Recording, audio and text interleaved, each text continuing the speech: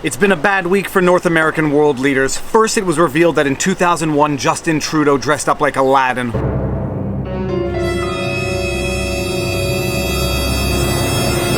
And now it has been revealed that in 2008, Donald Trump stole pancakes.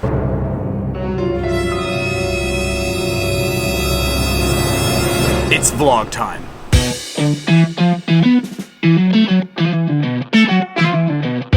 Viva Frei, Montreal litigator turned YouTuber. I do these things called vlogs, where is it? VLAWG, where we just, basically use something that's going on in the news to learn about law. Attack it from a legal angle. And when a subscriber told me that there was recently an article accusing Donald Trump of having stolen pancakes,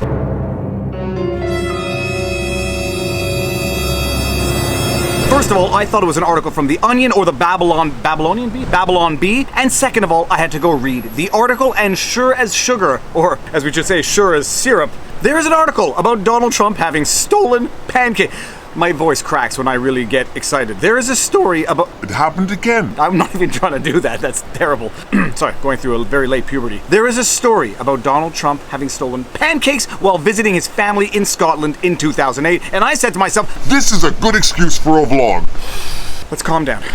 What were the questions that I was asking myself while reading this story? Now, in this article, which was written by David Brennan, because one has to give credit where credit is due, David Brennan is going deep diving into the real things that matter and going back to a 2008 visit that Donald Trump had in his mother's birthplace in Scotland. And according to one of Donald Trump's distant relatives or relatives through marriage or whatever, this is what transpired during his visit. Mackay told the Scottish newspaper The National. Incidentally, Alice Mackay is the distant relative of Donald Trump through the mother's side. This is what she told The National. I don't like the man at all. He's so unlike his mother and father. She recalled that Marianne and Fred Trump were, quote, lovely parents. I don't know what went wrong with him. My mom and dad were second cousins. Every time they were over here, they came to ours for dinner. Alice, my grandmother always told me that if you have nothing nice to say about someone, don't say anything at all. But moving on to the substance of this bombshell of a story. Trump visited his mother's former home in the village of Tong in the northeast of the Isle of Lewis in 2008. According to The National, the president has only visited once and spent just 97 seconds in the home where his mother was raised alongside 9 siblings. During his visit, Trump said he had been very busy. I am building jobs all over the world, and it's very, very tough to find some time to come back. But this just seemed an appropriate time because I have the plane. I am very glad I did it, and I will be back again. And now the bombshell. McKay recalled one morning when the future president committed 2 social faux pas in quick succession. He was here one morning and I was busy making pancakes and he had forgotten my husband had died, she said. He put a few pancakes in his pocket and never said cheerio or anything. So in 2008, while visiting Scotland, Donald Trump stole pancakes. And being the lawyer that I am and being the person with a sense of humor that I am,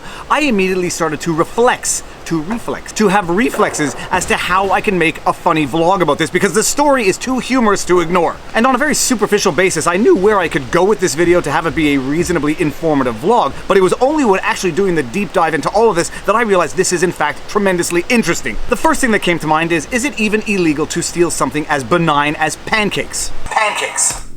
Yes, to all the grammaticians out there, I can hear you screaming at yourselves through my computer screen. And first of all, grammaticians is a word. I meant to say something as trivial as a pancake and not something as benign as a pancake. Back to the video.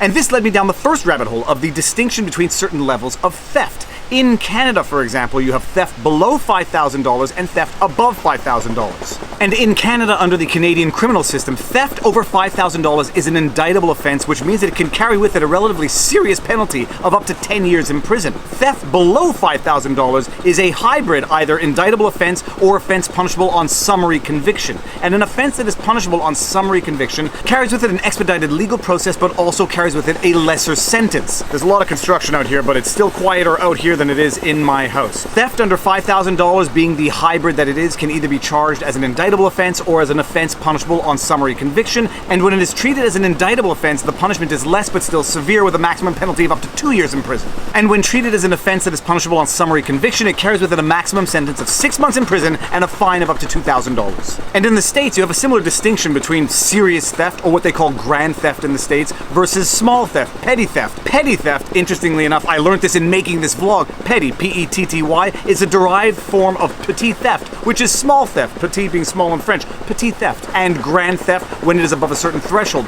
That threshold varies from one state to the next, so it's important that you know what the law is in the applicable jurisdiction if your plan is to steal things and know your potential consequences for getting caught and sentenced if you do that. Incidentally, let me open up the big parentheses here. Nothing in this video constitutes legal advice. If you need a lawyer, go get one in your proper jurisdiction who can advise you properly on all aspects of the law. This is for entertainment and educational purposes only. This is not legal advice. Parentheses closed, moving on. And when I say that I love doing these vlogs because it allows me to learn things that I didn't know, I genuinely mean it. And it was only when looking into the criminal law in Scotland, I discovered something that I never knew before. That the United Kingdom judicially consists of 3 distinct jurisdictions: England and Wales, Scotland, and Northern Ireland. And Scotland has its own law, and it's called Scots law. How? Psh, I never knew that. Call me ignorant, but I never knew that. And one of the coolest pieces of information I learned while researching for this video is that under Scots law, in Scotland, under the jury system, the jury doesn't only have 2 options of declaring someone not guilty or guilty. They have a 3rd option, which is not proven. The not proven verdict not being one of guilty or not guilty, but rather, we know that the person did it, but there's insufficient evidence to convict. Very cool. And from what I could tell, in the United Kingdom and Scotland, they have a similar sort of tier system as relates to theft, but I couldn't find the exact figures for what that threshold is. So if anyone is watching this video in Scotland and knows the answer, in fact, even if someone knows the answer but they don't live in Scotland, post it in the comment section below and I will pin it right to the top. So that being said, now that we broke down the different thresholds and penalties associated with the different types of theft, above $5,000, below $5,000, petty theft versus grand theft, grand larceny, and being the diligent lawyer that I am with the hyperactive mind that I have, the next question I was asking myself in the context of this vlog is, what is the statute of limitations on the crime of theft? In particular, Donald Trump stealing pancakes in 2008. Now, full disclosure, I am a Quebec lawyer who only did civil law. The worst grade I got in law school and bar school was criminal law, and the best grade I got in law school and bar school was ethics. Go figure. But under Canadian criminal law, there is no statute of limitations for indictable offenses or hybrid offenses. The statute of limitations for offenses that are punishable on summary conviction is 6 months. In the States, there are statute of limitations for certain crimes and there are no statute of limitations for others. And at the risk of making a mistake, I'm not going to make the mistake by not going into it, but it varies from state to state and it varies from crime to crime. And the amazing thing that I learned while making this vlog is that in the United Kingdom, there is no statute of limitations on any criminal offense. And just to open up a slight parenthesis here, while in the United States there are limitations period or statute of limitations on certain crimes, that is to say the time frame within which the crime has to be prosecuted, failing which the accused can no longer be prosecuted, there is something known as tolling, which basically suspends the statute of limitations, and that is when someone goes into hiding. A fugitive goes on the run to avoid prosecution. It's not the case that they can no longer be prosecuted by just successfully having been on the run for the period of time that would have otherwise been the statute of limitations.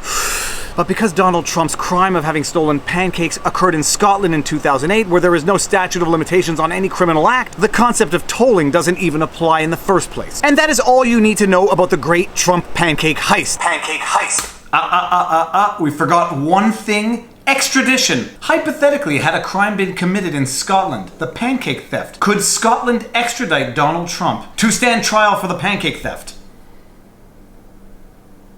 Try to work here. The answer to that question would depend on whether or not Scotland and America have an extradition treaty. And you know what, this opens up another can of worms as to whether or not extradition could apply to public figures or members of the government who generally benefit from immunity. I haven't actually done a video on that. Hey Siri, does Scotland and the United States have extradition treaties?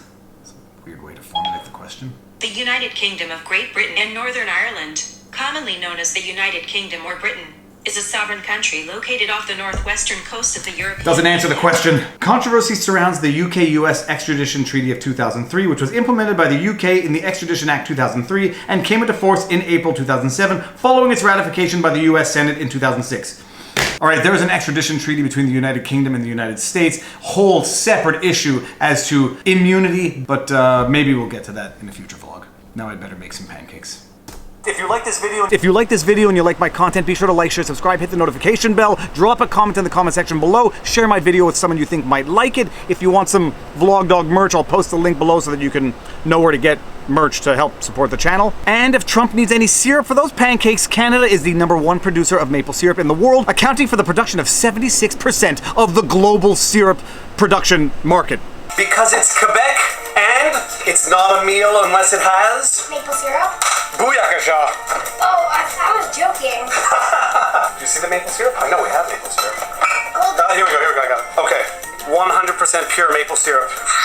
A drizzle, as we say. a drizzle means a lot in Quebec. This is a drazzle. Okay, let's go serve it to Mom. How amazing is that? And now you know your vlog. Peace out. Booyah! Oh gosh.